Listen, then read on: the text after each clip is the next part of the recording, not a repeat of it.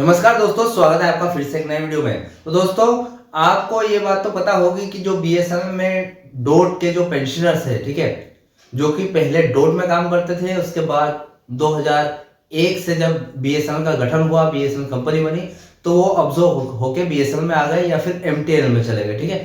तो जब वो कर्मचारी थे, उसके बाद पेंशनर्स बन गए, ठीक है, रिटायर होने के बाद। अब वो पेंशनर्स है तो उनको पेंशन कहाँ से मिलती है? डोट से मिलती है, ठीक है। तो डोट वाले जो एब्जॉर्ब हुए थे पेंशनर्स है, उनको 8 पे कमीशन का लाभ मिलेगा या नहीं, आज इस वीडियो में विथ डिटेल तरीके से ये बात बताने वाला हूं। और इसके साथ हम ये भी समझेंगे कि जो 1972 के रूल के हिसाब से आपको जो पेंशन मिलती है बीएसएनएल कर्मचारियों को, जो सॉरी बीएसएनएल पेंशनर्स को, वो नियम क्या है, 1972 और 1921 का नियम क्या है, पूरी बात पूरी डिटेल तरीके से पूरी जानकारी आज इस वीडियो में विस्तार से आपको बताने वाला हूँ, ठीक है। तो चैनल पर नए हो तो सब्सक्राइब करें। मेरा नाम है सुनील विश्वकर्मा। जानकारी यूजफुल लगे तो एक लाइक करके जरूर जाना। चलिए दोस्तों, बढ़ाते हैं वीडियो को आगे। तो दोस्तों, आपको पता है कि मैं हर एक अपडेट को पॉइंट बाय पॉइंट समझाता हूँ ताकि आपको वेल एक्सप्लेन हो, ठीक है। देखो, 2 से 3 पॉइंट के माध्यम से यहाँ पर आपको समझाने वाला हूँ इस अपडेट को, ठीक है। पहला पॉइंट रहेगा हमारा मौजूदा नियम और कोर्ट का फैसला जानेंगे हम, ठीक है। क्योंकि क्या है कि ये जो डोट वाले पेंशनर्स का जो मामला है, पेंशन का मामला, वो कोर्ट में अभी अटका हुआ है, ठीक है। तो उसके बारे में जानेंगे। उसके बाद सेकंड पॉइंट है हमारा पेंशनर्स एसोसिएशन की मांग और दबाव क्या है मैनेजमेंट पर, ठीक है, उसको समझेंगे। उसके बाद हम तीसरा पॉइंट आएगा लाभ मिलने की कितनी संभावना है। अगर 8वां वेतन आयोग आता है तो केंद्रीय पेंशनर्स को तो उसका लाभ मिलेगा, लेकिन डोट वाले जो बीएसएनएल में पेंशनर्स है उनको 8वें वेतन आयोग का लाभ मिलने की कितनी संभावना है वो जानेंगे, ठीक है। तो उसके बाद 1972 का जो रूल है उसके बारे में भी हम कुछ पॉइंट के माध्यम से जानने वाले हैं, ठीक है। बीएसएनएल में डोट द्वारा एब्जॉर्ब पेंशनर्स को 8वें वेतन आयोग का लाभ मिलेगा या नहीं। देखिए, इस मामले में अभी पूरी तरीके से हाँ या फिर ना कहना बहुत ही मुश्किल है, क्योंकि 8वां वेतन आयोग यानी कि 8 सीपीसी अभी तक लागू नहीं हुआ है और न ही इसकी सिफारिश यानी कि रिकमेंडेशन पूरी होने को आई है, ठीक है।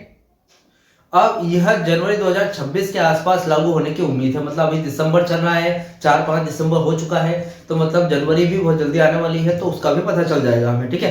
अब ठीक है, यहाँ पर पहला पॉइंट देते हैं हम, मौजूदा नियम और कोर्ट का फैसला क्या है, द ग्राउंड ऑफ रियलिटी, ठीक है। आप केंद्रीय पेंशनर्स है, बीएसएनएल में डोट डिपार्टमेंट ऑफ टेलीकम्युनिकेशन से ऑब्जॉर्व हुए पेंशनर्स को सेंट्रल गवर्नमेंट पेंशनर्स यानी कि सेंट्रल गवर्नमेंट पेंशनर्स माना जाता है, ठीक है। अब जो डोट वाले पेंशनर्स है उनको केंद्रीय पेंशनर्स माना जाता है। जो केंद्रीय पेंशनर्स है ऑलरेडी, उनको डोट वाले पेंशनर्स को भी केंद्रीय पेंशनर्स का दर्जा दिया जाता है। आपकी पेंशन सीसीएस पेंशन रूल यानी कि 1972 और या फिर 2021 के तहत भारत सरकार के कंसोलिडेटेड फंड से दी जाती है, ठीक है। मतलब केंद्र से आती है आपकी पेंशन और 1972 या फिर 2021 के नियम के हिसाब से आपको मिलती है, ठीक है। अब कोर्ट का फैसला क्या है, कुछ अदालती फैसलों जैसे कि सीएटी नई दिल्ली के एक महत्वपूर्ण फैसले ने यह भी माना है कि बीएसएनएल या फिर एमटीएनएल में अब्जॉर्ब हुए कर्मचारियों को केंद्रीय वेतन आयोग की सिफारिशों के अनुसार पेंशन रिवीजन का लाभ मिलना चाहिए, ठीक वैसे ही जैसे अन्य केंद्रीय पेंशनर्स को मिलता है, ठीक है। अब देखिए, बहुत सारे केंद्रीय पेंशनर्स है, उनको भारत सरकार के द्वारा दी जाती है पेंशन, ठीक है, और उनका पेंशन संशोधन यानी कि जो पेंशन रिवीजन है वो भी केंद्रीय सरकार द्वारा किया जाता है, क्योंकि वो केंद्र पेंशनर्स है, ठीक है, वो सेंट्रल गवर्नमेंट पेंशनर्स है। तो कोर्ट वगैरह है वो भी इस बात को मानती है कि आप जो डोट से ऑब्जॉर्व होके बीएसएनएल में आए हो, पेंशनर्स हो, ठीक है, तो जो डोट वाले पेंशनर्स हो तो आपको भी जो केंद्रीय पेंशनर्स को मिलता है पेंशन रिवीजन, जो उनका पेंशन रिवीजन होता है यानी कि 7 सीपीसी के अनुसार, आपको भी डोट वाले पेंशनर्स को भी 7 सीपीसी के अनुसार यानी कि 2.57 फिटमेंट फैक्टर के अनुसार ही आपका पेंशन रिवीजन होना चाहिए। यानी कि उनका हो चुका है तो आपका भी होना चाहिए, ठीक है। अब हमारा सेकंड पॉइंट आता है पेंशनर्स एसोसिएशन की मांग और दबाव, ठीक है। अब यहाँ पर एआईबीएसएनएल पीडब्ल्यूए यानी कि all India BSNL pensioners welfare association और अन्य पेंशन एसोसिएशन जोरदार तरीके से मांग कर रहे हैं कि 8वें वेतन आयोग के टर्म्स ऑफ रेफरेंस यानी कि टोर में बीएसएनएल एमटीएनएल ऑब्जॉर्ब पेंशनर्स के पेंशन रिवीजन को स्पष्ट रूप से शामिल किया जाए, ठीक है।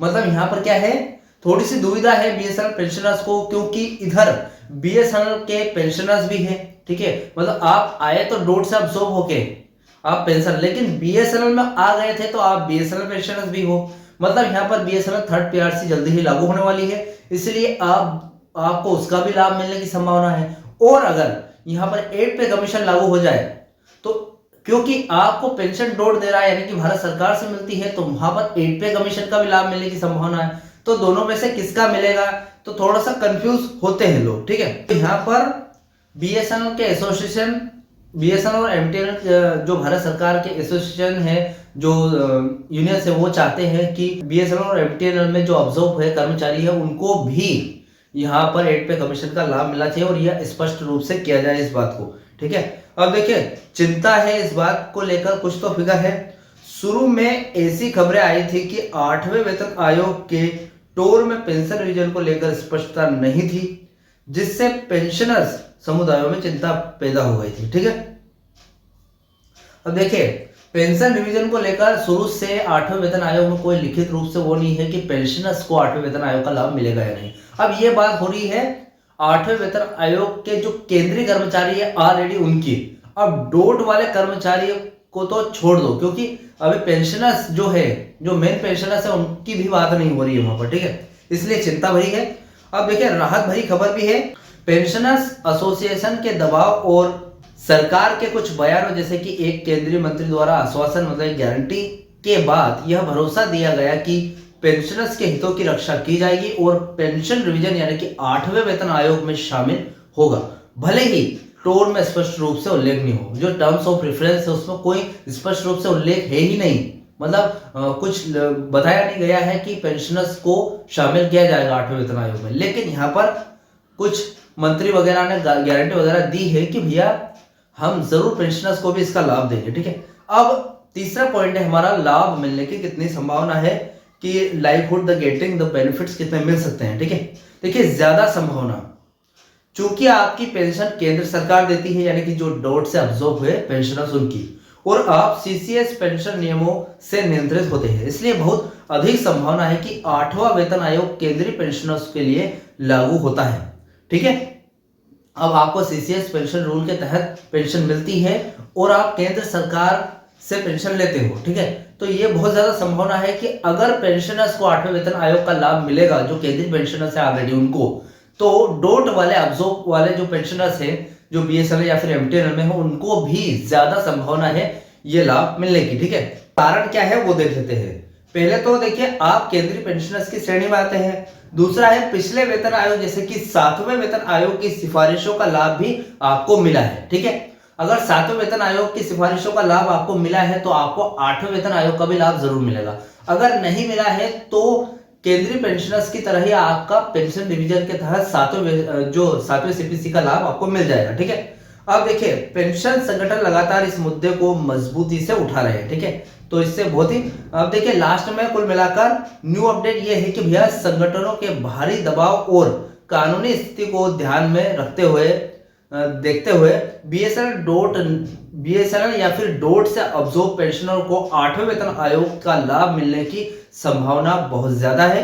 फिलहाल अंतिम फैसला 8वें वेतन आयोग की सिफारिशों और उस पर सरकार की मंजूरी आने के बाद ही होगा, ठीक है। देखिए स्पष्ट है कि 8वें वेतन आयोग का लाभ तभी मिलेगा जब उसकी सिफारिशें आ जाएंगी, क्योंकि केंद्रीय पेंशनर्स भी इस बात का इंतजार कर रहे हैं 8वें वेतन आयोग का लाभ उनको मिलेगा कि नहीं, क्योंकि पेंशनर्स का उल्लेख नहीं है बिल्कुल भी, जैसा कि मैंने वीडियो में बताया आपको। केंद्रीय पेंशनर्स को मिलेगा तो डोट एब्जॉर्ब पेंशनर्स को भी जरूर 8वें वेतन आयोग का लाभ मिलेगा, ठीक है। तो फिलहाल ये अपडेट थी पेंशनर्स के बारे में, जो डोट से एब्जॉर्ब पेंशनर्स को 8वें वेतन आयोग का लाभ मिलेगा या नहीं। आई होप आपको क्लियर तरीके से समझ में आ गया होगा, और वीडियो अच्छा लगा तो वीडियो को लाइक कमेंट से जरूर करें। इस वीडियो से रिलेटेड कोई भी डाउट क्वेश्चन हो गया तो मुझे कमेंट बॉक्स में कमेंट जरूर कर देना। मिलते हैं दोस्तों नेक्स्ट वीडियो में। सी यू सून।